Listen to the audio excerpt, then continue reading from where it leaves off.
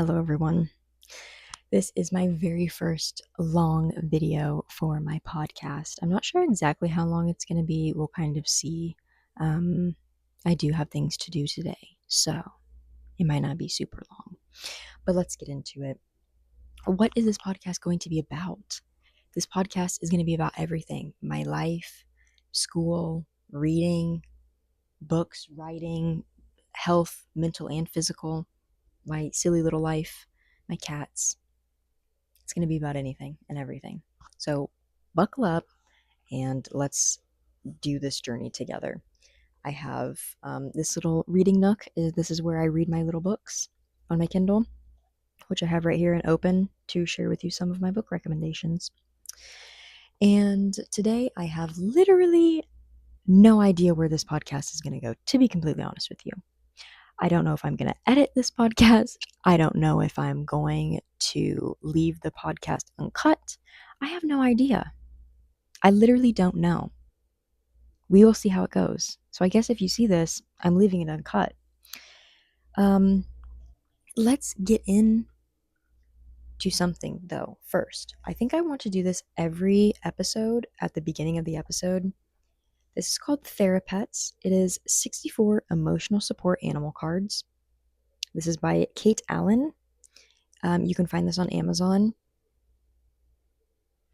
Let me try and get her name. There we go.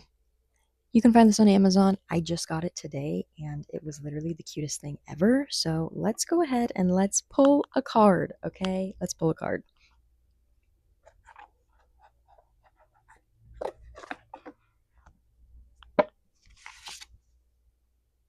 That was just like a publishing card. It didn't have a little saying on it, so I threw it on the floor. Okay, let's clip you guys on. Yeah, let's clip you guys on. Okay, so little ASMR. I'm not going to become an ASMR channel. I don't genuinely think I could do that. These cards are huge. It's not like an oracle card deck or a tarot card deck where you can just kind of shuffle.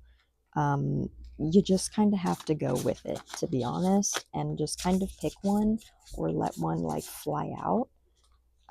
Sometimes I will just pick like the top one after I shuffle a few times, or the bottom one, whatever I'm feeling. But these cards are huge, so definitely if you're trying to like pick one based on like intuition or whatever, I would definitely just maybe spread some out and pick the one that you feel called to, because these cards are literally the size of my face.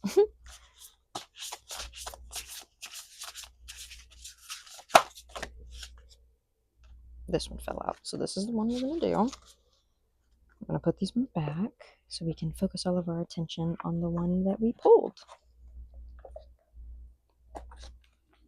Okay, so the one that we pulled was the You Will Survive This. And it's a little deer. Look at how cute.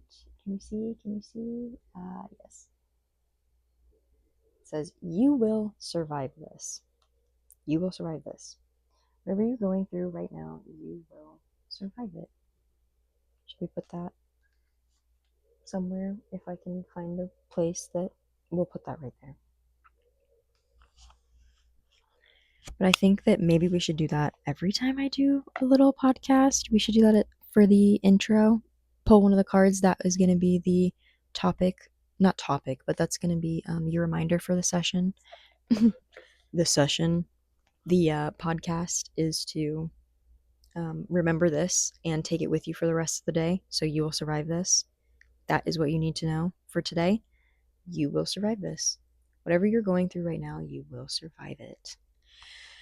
So, I am currently 14 days post-op from my hysterectomy and my endometriosis excision surgery. What all did they take out of me? Great question. I would love to answer you. They took out my uterus, my cervix, and my left ovary, and also all of the endometriosis lesions that was in my body on my bladder, my pouch of Douglas, and my abdominal lining. Whew. Lots of words, lots of big words. I know. Bear with me. I'm gonna explain them. Um, okay, so bladder, obviously, you know what a bladder is, hopefully. Pouch of Douglas, that is the skin, like the area, I guess, um, that sits right behind your uterus and right in front of your rectum. So it's kind of like a little U. It's called the posterior cul-de-sac because it's a little U. And it sits just kind of right in the, like right between the uterus and the rectum. And it is a common place for endometriosis to be found. Um, and I did have it there. I also had it in bladder wall and my abdominal lining kind of down here. I did have some implants on there. And during my last surgery last year, which was a bilateral salpingectomy, I did have some endometriosis on my left ovary, but it wasn't a lot. So there was no need to take it out, no need to worry or anything. But this surgery, it was crazy. Um, Ovaries aren't supposed to be huge. Like, I think usually, normally, they're like ping pong ball size, if I'm not mistaken. Correct me if I'm wrong. My ovary was probably about that big. It was pretty big. Um, and it was not great. My pathology report came back, and 80% of my left ovary was covered in yellow and reddish brown fluid filled cysts, as well as endometriosis. The remaining 20% of my ovary was the correct color that it was supposed to be, which is like a pinkish whitish kind of color. Um, yeah. 80%. And I have the picture of my fully intact uterus, cervix, and left ovary. And let me tell you, that ovary is gnarly looking. If I could post it on the screen right now, I would, but YouTube would not let me do that. So um, I'm so sorry you cannot see it. It's gross though, okay? It is gross. And I am so happy that my surgeon just decided to take that shit the fuck out of me because no thank you. No, thank you. So, anyways, I have been recovering for 14 days. I have 8 weeks of recovery. Um, so technically, I have 6 weeks of recovery left. I've already done 2 weeks. Today's actually today. 2 weeks ago, I had my surgery, which is Wednesday. Today's Wednesday. I don't even know, to be honest with you. Today is Wednesday, the 24th, and it is almost 1 o'clock in the afternoon. I'm just kind of chilling, having a good day. My husband's off work. He's downstairs uploading a YouTube video himself. Well, he's recording a YouTube video himself. So we're both doing a little YouTube thing. I'm doing my little podcast. He's doing his little gaming videos. And we're just out here trying to make it, you know? I really don't care if this channel goes anywhere or not. I just think it would be so fun to look back in years from now and have like a living like diary. And that's why this podcast is called the Living Diary Podcast, is because when I'm older, I want to remember things about what my life was like when I was in my 20s. And I feel like this is such a perfect opportunity to do that and also share it with the world because why not? You know, like I'm going to die one day. Why not share my experiences with the world? Why not do my best to help literally one person out there? If I can do that, I'm good, I'm set. And yeah, just maybe give a little distraction to someone who needs it or help someone who needs it. Um, that's all I want to do. I that's all I've ever really wanted to do was help other people and advocate for other people, spread awareness, and do all that. So I'm so excited to be here. I'm so excited to be doing this. This is going to be so much fun. And bear with me. I will get better. Okay. I will get better.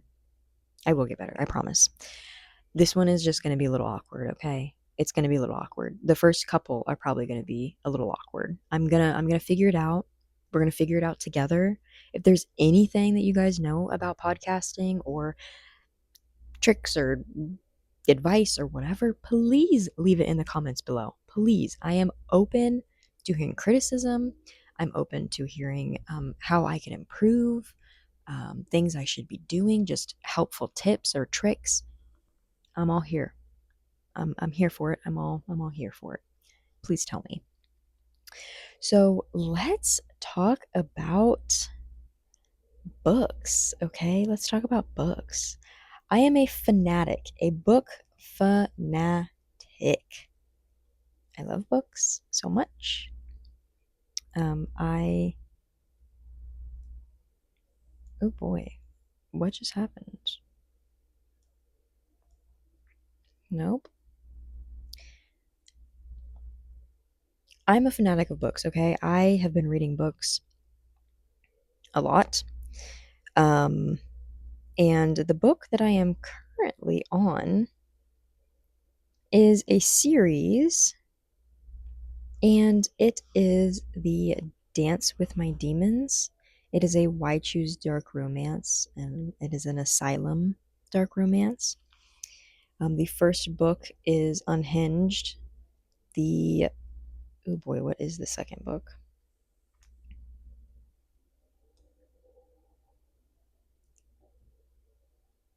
The second book is Chaos. The third book is Ravage, and the fourth book is Exile. I am currently on Ravage. It is so good. The author is Steph Macca, and it's great. I love it. Always, never forget, on dark romance or romance of really any type, please always check the trigger warnings if there is any. Please always do that. I'm going to hold your hand when I say this. Going to dark romance books blind, if you are not a seasoned reader that can handle just about anything or nothing really bothers you, bad idea, okay? Bad idea. I'm gonna let go of your hand now. Thank you for that. Please always check the trigger warnings. Even if you think you can handle it, just check them. There's literally no harm in checking them. You're literally just going to read a page about everything that's happening in this book and then either continue reading it because you're okay with all that stuff or putting it down because you're not okay with that stuff. Please read them. It is so very important. It is so very important. Please read them. Anyways, I love reading, and that is the series that I am reading right now. I want to give 2 other book shout outs this podcast episode. I want to do my number 1 favorite book and one of my top 5 favorite books. My number 1 favorite book is 11/22/63 by Stephen King. It is a long book.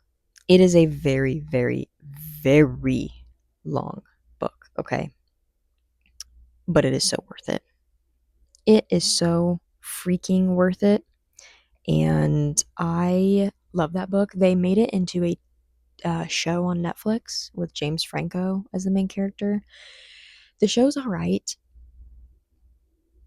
I think it could have been a lot better, but it's all right. And that's kind of all I have to say about the show. The book is so good, though. Please go read the book if you haven't. It's a little over 1,000 pages. It's a long one. It is a long one, but it is so good. It is so good. The beginning is slow, and it does kind of deter people, I would say. The beginning of it, push through the slowness, and you will read an amazing book. Okay, I promise you. Second book I want to recommend, push out there, is The Last House on Needless Street by Catriona Ward, I believe is how you say her first name. If that's not, I'm so very sorry. Um, that book was incredible. Now, I was told to go into that book blind. It is a like psychological thriller horror-esque book. There is napping in there, if you catch my drift. Napping. Yeah, there's some napping in there. And that kind of talk. And schmurder. Yeah. It's pretty dark. The topics are kind of dark. So please, I would say if you don't like horror, if you don't usually read horror, but you want to give this book a try, please read what it's about. Do not go in blind. Please read what it's about. I actually, let me see if this book even has trigger warnings, because if it does,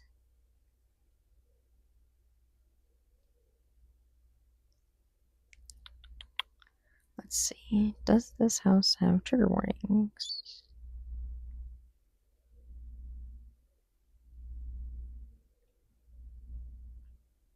It does not have trigger warnings, so definitely read about it, like on Google or whatever, or Amazon or wherever you get your books from, or the back matter of the book. Definitely read about it, because there are some dark topics in there. Obviously, it's a horror psychological thriller. There's going to be some dark topics, but definitely read it. If you haven't, and if you can stand those books, or if you like those types of books, it's a great book. And I don't hear a lot of people talking about it, but I said, what am I reading more times during that book than I ever have in any other book that I've ever read?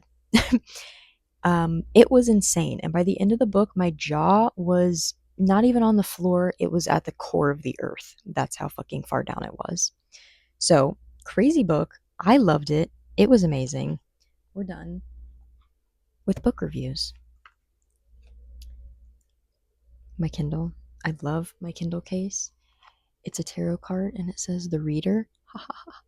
So cute. And then the back, it says, buy me books and call me pretty. It's a little guest check. So cute. Anyways, I feel like maybe, I don't know, what do we want to talk about? Maybe let's talk about mental health, because I feel like mental health after hysterectomy is really not talked about a lot. And I just kind of want to talk about kind of how I've been feeling. How have I been feeling with my mental health after the surgery? And I would say that I've been feeling okay. Um, the first couple of days was really, really weird, because obviously your organs and everything are waking back up. You're getting back into the swing of things. Your hormones are kind of remembering how to be hormones. They're remembering how to do things, all that kind of good stuff, which is normal for you to have some hormonal shifts, some emotional irregulation, some crazy emotions, even, because that's what I had. And I was sitting in my bed, obviously couldn't really get up and move by myself, but my husband worked evenings, and my mom was here to help me, and during the evenings while he was at work. And every time my husband left for like 3 or 4 days straight, every time he left to go to work and I heard that door close, panic attack. I felt like, for no apparent reason, my husband was never going to come home. I was never going to see him again. I have no idea why. I know where he works. I literally work at the same job. I work with him as like a little part-time while I'm in school. Why I thought he was just not going to come home, I have no idea where it came from. Now, thankfully, it only lasted about 3 or 4 days, but it was horrible. It was a horrible, horrible, horrible feeling. And I am so glad that it did not last more than just those couple of days, because I don't think I could have handled it any more than that. But that's just one little part of how my hormones have been kind of disrupting my emotions when it comes to this recovery. And I feel like now, 2 weeks in, I'm starting to get back to like my normal kind of emotional state or mental state. And it's kind of, it's okay. I'm feeling good. My depression is less, which is kind of interesting to me. I didn't know that. I guess I didn't realize that my depression could be less after the surgery. But I guess it makes sense. Like I said, last year I had my fallopian tubes taken out, and the year before that, my husband had a vasectomy. We don't have any children. We never wanted children. I personally knew since I was like 5 years old, that I didn't want kids. I used to tell my mom all the time, I'm never having kids. And my mom was like, okay, you say that. And then as I got older, it never changed. And she was like, oh shit, maybe she doesn't want kids. And then I got my surgery and she was like, well, she definitely doesn't want kids. And my husband just has never been interested in kids. He's never really wanted a kid. He doesn't really like kids. I mean, he loves the kids that are in like my family and his family. I love the kids that are in my family and his family. I just love that at the end of the day, if I'm taking care of them or they're over here spending time with me, I love that at the end of the day or at the end of the weekend or whatever, I can send them back to their parents' house. And yeah, but I do love all of my cousins and my husband's niece and nephew. I love them very, very much.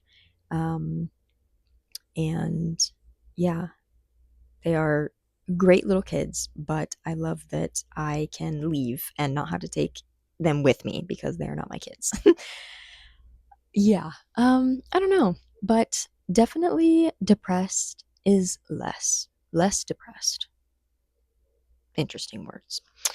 And I think that's just because knowing that I don't have a uterus that was literally actually trying to kill me every time I had my period is great. I did have suspected adenomyosis, and my surgeon and I are going to kind of talk about it more in depth of my post-op appointment in July about kind of everything that she found and all that kind of stuff.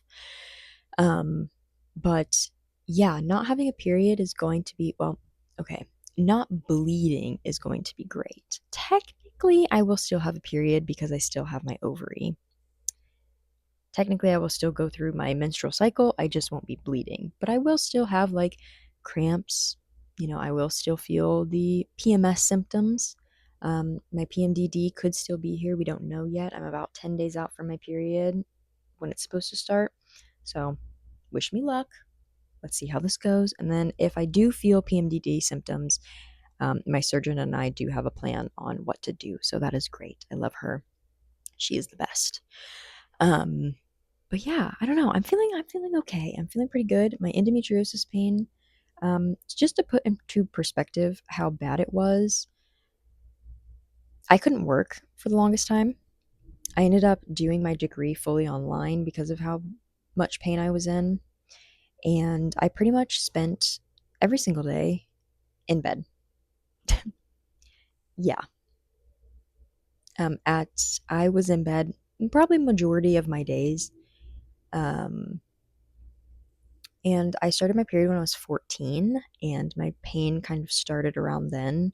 But I also had previous issues with like bowel movements and just like digestive issues that I think were linked to endometriosis before my period even started, kind of as I was going through puberty and stuff like that.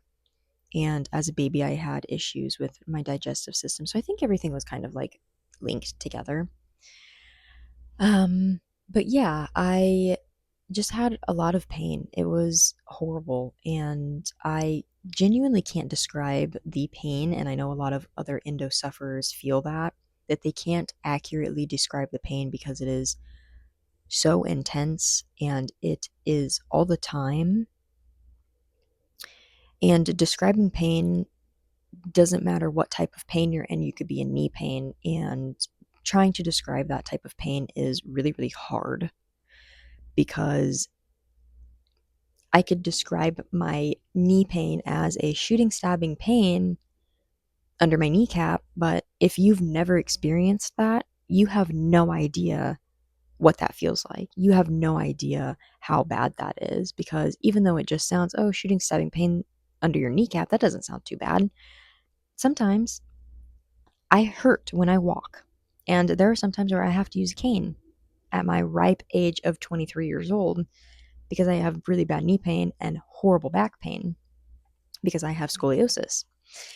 And like my lower back pain is so bad that sometimes my lower back will lock up and spasm, and I genuinely cannot move, or I have to stand really weird and walk really weird. And it's just, if you don't experience those things, you have no idea what I'm talking about.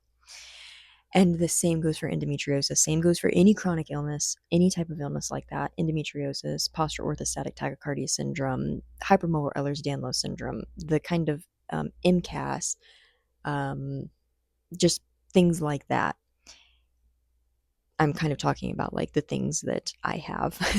um, but like I am diagnosed with endometriosis and POTS, which is postural orthostatic tachycardia syndrome.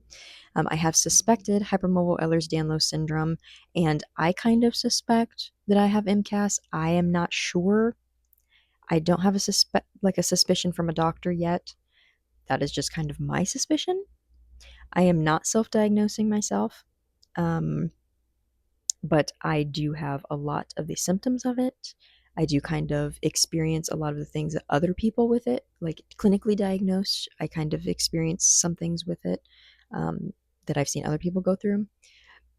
But as of right now, I don't have it. But I do have suspected hypermobile Ehlers-Danlos syndrome, and the reason why is that it is suspected and not clinically diagnosed for me. Even though if I showed you what I could do, you'd be like, "Damn, you have that." Is because I have to see a geneticist. And getting in to see a geneticist is one of the most difficult tasks I think I have ever been provided with in my medical journey. Forget the 9+ years that I was brushed off with my endometriosis, like painful periods and all that kind of stuff, and all that. This has been probably the most challenging. And it hasn't even been a year of me trying to fight for it. Now, I wouldn't say even fight is the word. I would just say find a geneticist that um, works with and diagnoses EDS, which is Ehlers-Danlos syndrome. I cannot find one where I live. I live in Missouri. I cannot find one. I'm not going to say exactly where I live in Missouri because why would I do that on the internet? But um, it's hard. It's hard. So I'm trying. I'm trying really, really hard. Really, really hard. And it's not really paying off very well. Um, so yeah, I am just trying to find somewhere where I can get my blood tested for any type of genes for any of the other Ehlers-Danlos syndrome before they diagnose me with hypermobile, because hypermobile Ehlers-Danlos syndrome is the only one I believe that does not have a gene connected to it or something like that. Um, Correct me if I'm wrong in the comments, but I believe that that is what that is. But yeah, I can do a lot of crazy stuff with my body. And I will definitely show you guys that when I am like more healed from my surgery, of the things that I can do with my body. I can show you a couple of things that don't really have to do with like my core or anything. My hands, I don't know if you can, I can push my thumbs all the way to my forearm. I have really weird looking fingers. I can pull my fingers out of socket. Um, Also, just a little disclaimer and a warning.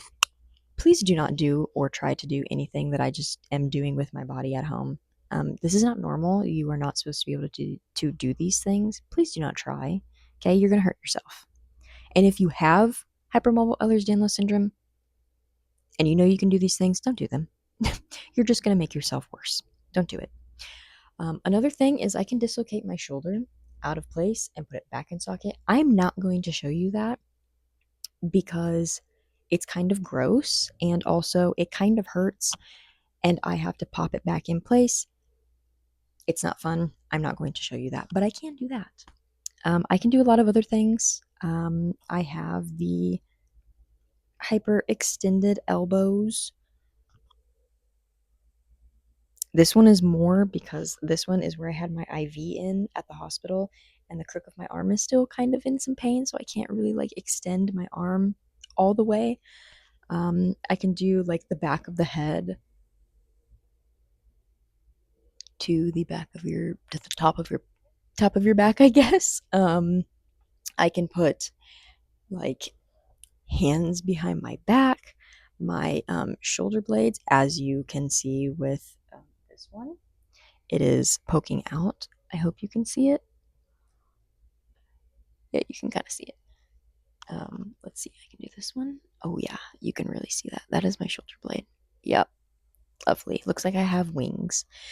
Anyways, I can do a lot of other stuff, but I'm not going to do it because it involves my lower half and recovering from surgery, having incisions. No, thank you. But yeah, I don't know. I have a lot of things going on with me. I have a lot of things going on, and definitely the biggest was to get this surgery done and to recover from it so that I can move on.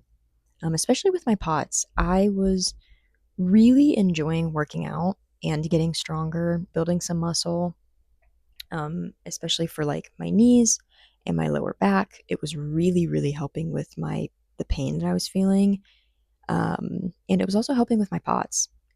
And I obviously had to stop for my surgery. I can't work out. I can do like very light exercises, that kind of thing, stuff that doesn't like totally involve my stomach.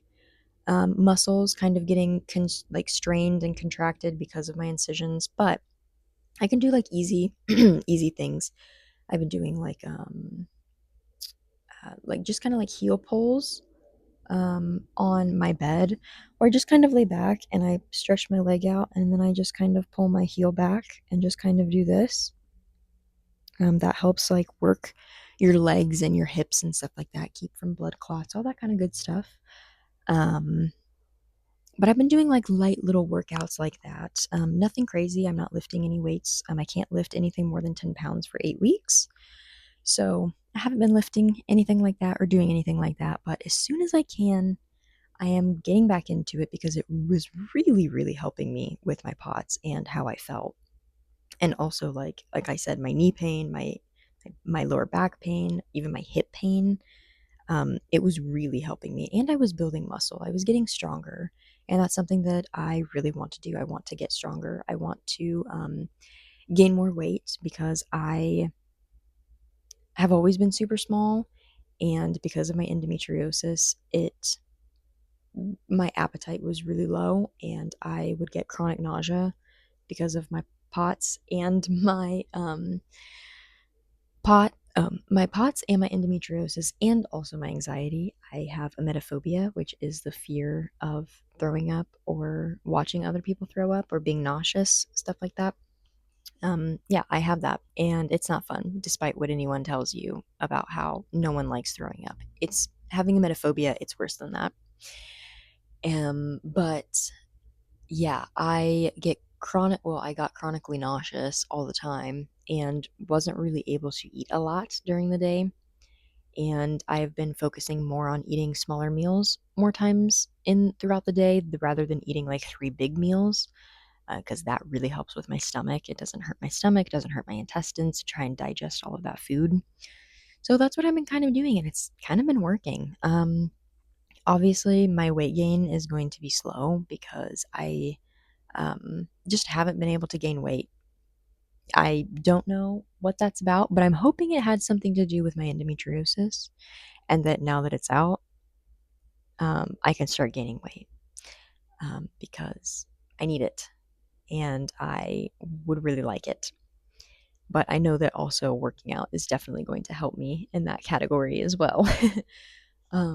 But yeah, I don't know. I'm so excited for kind of what the future has in store because I am not in a lot of pain anymore after the surgery. Obviously, like surgical pain, my incisions are sore, my abdomen is sore. I am very, very sore. But when it comes to that deep endo ladies, um, people with endometriosis, you understand the stuff I'm talking about. I don't have that deep, deep, horrific pain that I was in before the surgery. I have not felt that. And I am hoping, fingers crossed, that it stays that way for a very, very, very long time and I don't have to get another excision surgery for years. That's what I'm hoping for. Um, because I'm going to be honest with you, this might sound selfish, but I deserve years of being as close to pain free as I can get. I just dealt with almost a decade of pain. I deserve to have a decade of as little to no pain as possible. And every other person that has endometriosis deserves a life with little to no pain. And it is so unfortunate that research for endometriosis, adenomyosis, just women in general, are just such an afterthought or not even a thought at all. It is disgusting. And I have so many opinions on that, but I'm not going to get into all of them. I just want to say that it's disgusting how we are treated. Knowing more about male pattern baldness than endometriosis, adenomyosis, and just our periods in general, call me crazy, but that's messed up. um, Yeah, and just one of the biggest things is if men had periods, if men had endometriosis, if men had adenomyosis, research would be at the forefront for those things. Period products would be free.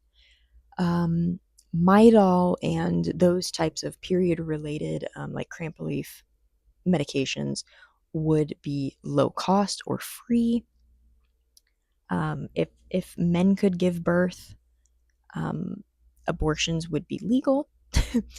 Plan B would be free. Yeah. Um, as you can tell, I don't love to talk about politics or things like that, but I feel like in the United States right now, it's kind of necessary. So if you didn't know by now, after just hearing that, I am pro choice. Hi, I'm pro choice. If you are a woman and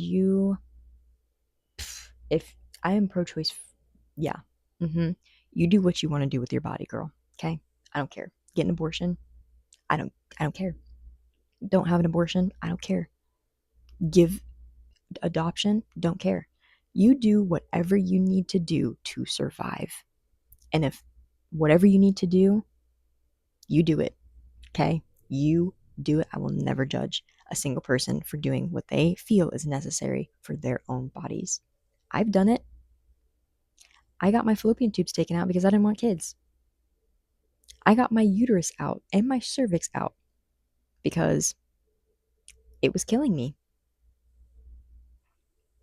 I did what I wanted to with my body. Why shouldn't everybody else?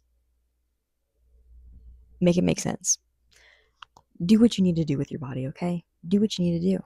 And like that goes for not only like abortions and pregnancies and things like that, but that also goes for like plastic surgeries. If you want to go and get some Botox, girl, go get some Botox. If you want to go and get your girls done, go and get your girls done. Like, hello? Why are we shaming that? Why are we shaming that? I literally don't understand it. If it doesn't hurt you, why are you shaming it? Because if I see a girl who has her lips done or her girls done, that's not harming me. And if anything, I'm going to look at her and be like, "You are gorgeous. Hello. I wish that I could do those things. I don't have the money to do those things, but if I did, I'd probably do them. And who cares? Who cares? Stop worrying so much about what other people are doing with their bodies and worry about you. Worry about you. Worry about making yourself better. You don't have to get plastic surgery. You don't have to have an abortion. You also don't have to have babies in general. Or you could have babies. You can have however many you want. Stop judging other people for the things that they are doing. If it doesn't hurt you, move on with your life. Now, if it is hurting you, if there is something that someone is doing that is genuinely, physically, mentally, emotionally, actually giving you trauma or hurting you, that's a different story, okay? Like, for example, religious trauma. Doesn't matter what religion, but religious trauma. If you have someone in your life who is pushing some religious agenda on you and it is messing you up mentally, messing you up emotionally, maybe even physically, that is not okay. You cannot just you cannot just turn a blind eye to that, okay? That is not okay. That is different. If a woman is getting an abortion and you're just a random stranger, it's not affecting you. It's not affecting you at all. Move on. Anyways, thank you for that little rant and TED talk. That is it for me. So I think this has kind of come to the end of my podcast. I have some things to do today, and I kind of got to get to it. And I've been yapping for about 40 minutes now. So I am going to get off. And I think that I want to start posting maybe once a week. Maybe. That seems like a lot. Maybe once a week, maybe once every other week. I'm not sure. So let's kind of try and do that. And yeah, I will see you all later. Bye.